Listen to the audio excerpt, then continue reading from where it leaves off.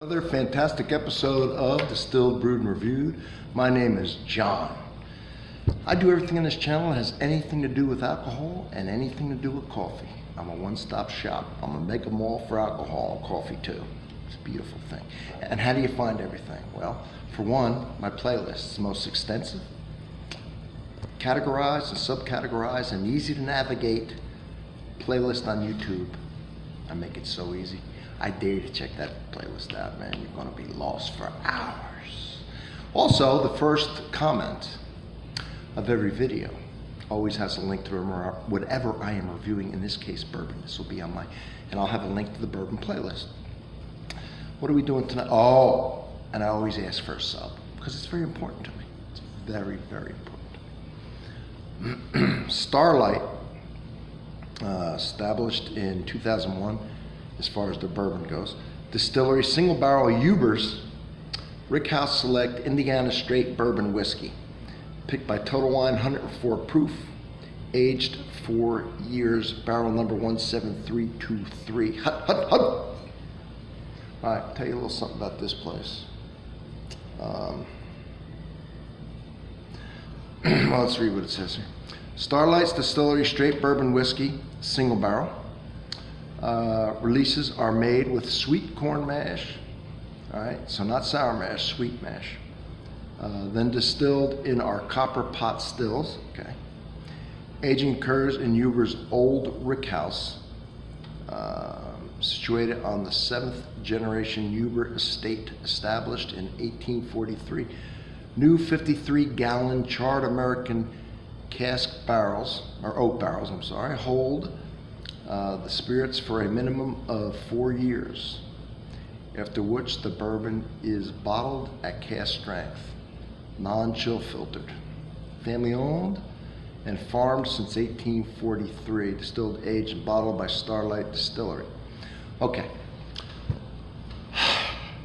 So for many, many, many, many years, I have been going to Huber's, and they have all you can pick fruits and vegetables there. It's a big famous farm. They have, part of it had a big restaurant, and then part of it had a home cooking. It's kind of separate business under the Huber name, still family related. And then they had homemade ice cream, homemade cheeses, a place where you could taste your wines and get like a cheese tray or some hamburger or some pizza. And they had a petting zoo, so I would take the kids, and they had a thing with fish and catfish and koi, and you could feed them, and it was a fun day. Take the tractor ride and pick the vegetables. And they had a lot of homemade pies and breads. It was great. The guy one of the owners, Ted Huber, actually studied winemaking in France. So on one of my wine classes, we went there, and I'd been going there for years, and he gave us a tour and everything. And I remember when they started making brandy. And now they've expanded. They have no more petting zoo, but they have where they have a beautiful outdoor area where they have bands play. They built a beautiful tasting room upstairs. So a place I've been going for years.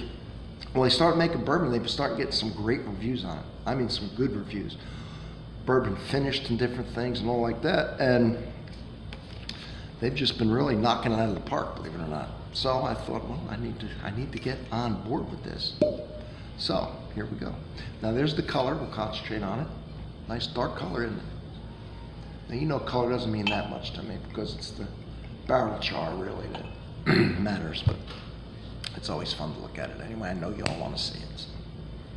What do I mean, the barrel char? Well, what if I char something in a number 5 char for 10 minutes, and I char something for 10 years in a number 1 char? The alligator char might be darker, so it doesn't really. The only time that might give you a hint of the age is if they were in the same char. Then you'd have an idea. Anyway, we do an acclimation sip here, right? Get ourselves, get our taste buds ready.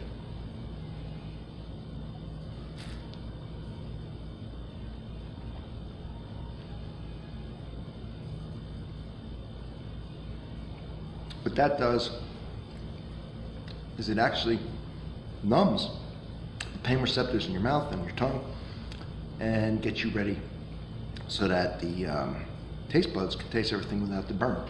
If you have a burn, you're not getting all the flavor. And the way you speed that up, because it'll happen naturally, is to take a sip, kind of swish it around, hold it for at least 10 seconds before you swallow the whiskey. Now we'll go in. Oh. You know, this thing smells good. It is a caramely. Yeah, it's a sweet caramel right there. Toasty. Toasty graham cracker, caramel. It's nice.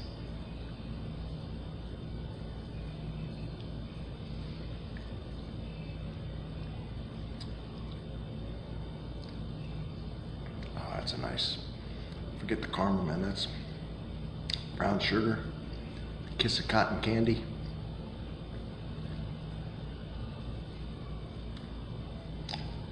Of course, you taste the wood, not overpowering. You don't get a lot of the bitterness or the tannin from the wood. It's just more of a smooth sweetness.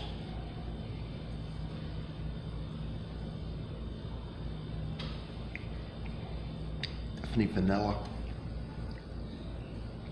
and toast. Now we're going to put a little water in it and see what happens. It's good. It's $58.99. It's not that expensive actually for a single barrel cask strength. Store pick, total one. All right.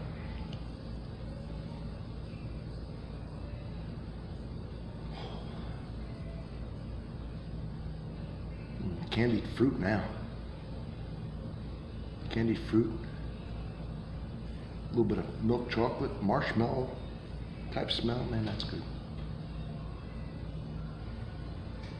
Oh. It's like it was added, like I put simple sugar in here.